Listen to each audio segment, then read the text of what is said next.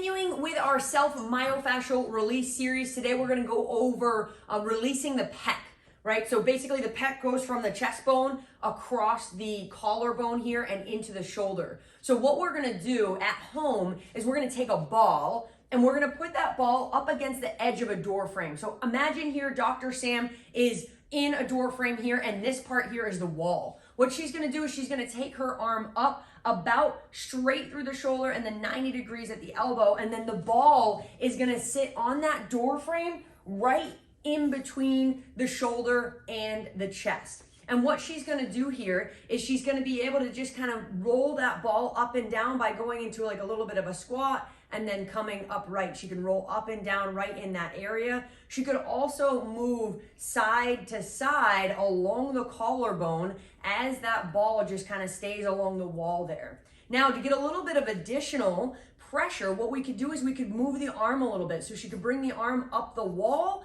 and then bring it down in close to her side as well, just to get some added mobility into that muscle tissue for extra release. Give this a try. Make sure you do it on both sides.